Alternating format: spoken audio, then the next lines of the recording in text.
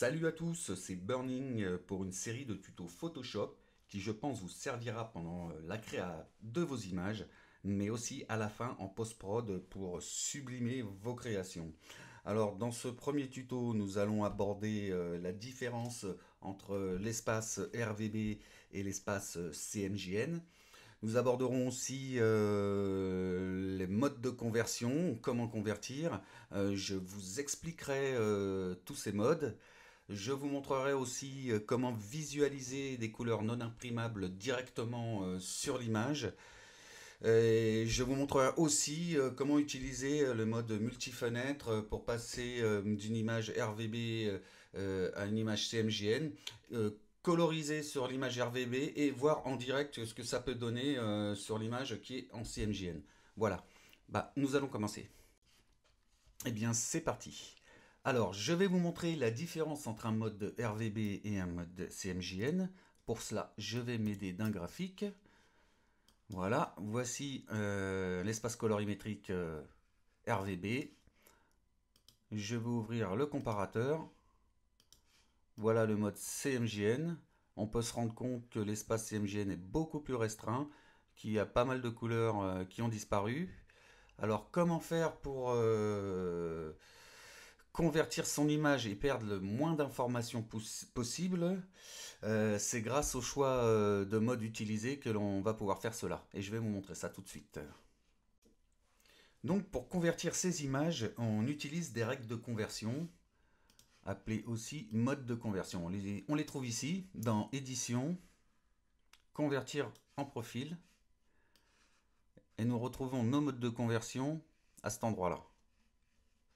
Alors vous avez plusieurs modes. Le mode perception, saturation, colorimétrie relative, colorimétrie absolue. Alors on va commencer par le premier. Donc le mode perception, c'est le mode par défaut quoi, qui est adopté par les industries graphiques, qui est la conversion la plus fiable, on va dire, quand on fait une conversion RVB CMJN. Même si on observe une légère dérive colorimétrique, c'est le mode de rendu qui est le seul qui permette de préserver le modelé des dégradés de couleurs. Nous avons maintenant le mode saturation. Alors le mode saturation, il est un peu spécial en fait. Il est, comment je dirais ça, ce rendu il propose de reproduire des couleurs vives sans tenir compte en fait de l'exactitude colorimétrique. C'est-à-dire qu'il y a pas mal de couleurs qui vont morfler. Et d'ailleurs ça se voit là, hein, ça morfle pas mal. Et c'est bien pour certains, pour ceux qui utilisent des graphiques d'entreprise, qui ont des couleurs vives, des trucs comme ça, des petits logos qui n'ont pas énormément de couleurs, quoi. Mais en règle générale, on l'utilise pas beaucoup, hein. Alors, on a aussi l'espace colorimétrie relative. Alors, celui-ci, c'est pour ceux qui utilisent des simulations d'épreuves pour ceux qui bossent pas mal pour des magazines, tout ça, qui ont le papier n'est pas toujours blanc, il y a toujours une couleur un peu jaunâtre, un peu grise, tout ça. Et donc les épreuves simulent ces couleurs de papier et le rendu, donc le mode de conversion pour ce genre d'impression, c'est la colorimétrie relative. La colorimétrie absolue, c'est une des moins bien parce qu'elle elle écrase pas mal. Alors je vais vous expliquer par rapport au graphique. Voilà, toutes ces couleurs qui sont ici, en fait, pour lui, ce ne sera plus qu'une seule couleur qui va le mettre là au bord de l'espace colorimétrique. Contrairement au mode perceptif qui, lui, attends, je me remets sur le graphique, qui lui, en fait, il va utiliser il va, comment je dirais ça, il va prendre le point le plus élevé et il va le mettre sur le bord de l'espace CMJN et il va décaler légèrement toutes les couleurs pour garder une impression de perception de vos dégradés, quoi. C'est pour ça qu'on l'appelle perception d'ailleurs. Et donc d'accentuer vos dégradés sur les zones pour que vos dégradés restent bien visibles, quoi.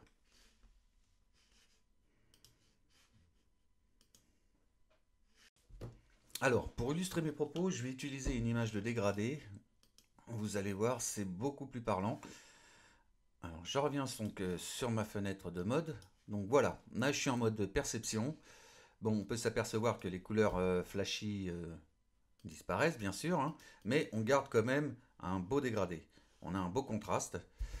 Si je me mets en mode de saturation, on a du flashy, des couleurs qui restent un petit peu flashy, mais on s'aperçoit quand même, regardez par rapport au mode de perception, que les couleurs n'ont plus rien à voir, quoi. On a quand même une déviance assez énorme. En mode colorimétrie relative et colorimétrie absolue, on a à peu près la même chose. Regardez, si je change, voilà. Seule chose, c'est que là, c'est un peu plus clair, hein, un petit peu plus foncé, parce que sur le relative, il y a une, comme je vous disais tout à l'heure, il fait une simulation de fond pour les impressions magazine. Mais ça écrase pas mal le dégradé quand même. On se rend compte que le dégradé, bah, il y a pratiquement plus rien, quoi. Quand on compare par rapport au mode perception. Donc moi, c'est quand même celui-là que je vous conseille. C'est celui qui réagit le mieux à la conversion. C'est là où vous aurez le moins de pertes possible. Et c'est là où vous aurez moins de surprises. Alors maintenant, je vais vous montrer un raccourci clavier pour visualiser sur votre image les couleurs non imprimables. Alors pour ça, je vais aller chercher une autre image. Voilà. Alors ce raccourci clavier sur Mac, c'est Pomme Shift Y, sur PC Ctrl Shift Y. Et quand on l'applique, voilà, il nous met en évidence en gris les zones avec les couleurs non imprimables. Les couleurs qui vont morfler. Alors il se peut que cette couleur vous gêne. Parce que votre image a des nuances un peu dans ces tons-là et que vous n'allez pas pouvoir vraiment distinguer les zones non imprimables, eh ben c'est pas très grave. On peut changer ça dans Préférences, Transparence, couleur non imprimable. Et dans la petite case mise en évidence, on clique dessus et on va chercher une autre couleur. Là, je vais prendre du rouge. Je fais OK, OK. Et voilà. Maintenant, les zones sont en rouge, ce qui va nous permettre de voir ça beaucoup mieux. Voilà, vous pouvez mettre ce que vous voulez comme couleur, hein. Et je trouve ça super pratique. Bon, pour l'enlever, c'est toujours le même raccourci, hein. On enlève, on le remet. C'est la même chose. Vous pouvez aussi visualiser les couleurs non imprimables directement dans le sélecteur de couleurs. Comment fait-on? On ouvre le sélecteur, on va dans Affichage, couleurs non imprimables, et comme tout à l'heure sur l'image, on a en grisé les couleurs qui ne seront pas imprimables. Vous voyez, vous avez toute la gamme là. Alors un truc qui est pas mal aussi, si vous choisissez une couleur qui ne fait pas partie de l'espace CMJN, comme là-haut, il y a un petit triangle avec un point d'exclamation qui dit attention, et quand on clique dessus, il descend le curseur jusqu'à la valeur convertie. Voilà, donc comme ça vous saurez que si vous utilisez cette couleur en CMGN, c'est celle-là que vous verrez.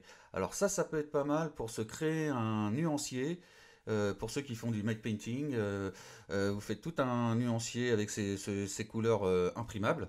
Comme ça vous êtes sûr que quand vous ferez la conversion, rien ne va bouger, quoi. Et je trouve ça pas mal. J'ai oublié tout à l'heure de vous montrer un petit raccourci pratique pour passer du mode RVB en mode CMJN. Ce raccourci sur Mac c'est Pomme Y, sur PC CTRL Y. Et quand je l'applique, voilà, on passe d'un mode à l'autre. Alors ce n'est qu'une conversion écran, hein. On voit bien qu'on est toujours en RVB, mais qu'en mode d'écran on est en CMJN.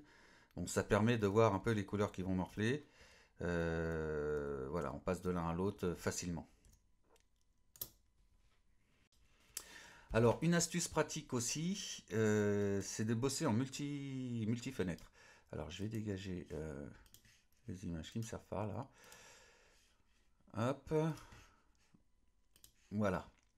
Alors, pour bosser en multi-fenêtre, c'est assez simple.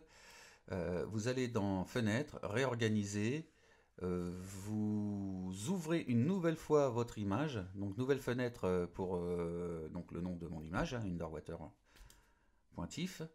Voilà. Vous revenez dans réorganiser et vous vous mettez sur deux fenêtres horizontales. Alors vous pouvez mettre horizontale ou verticale, c'est comme vous voulez.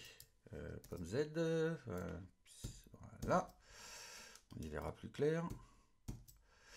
Alors, ce qu'il y a de bien avec ça, c'est que là, vous pouvez rester en mode RVB.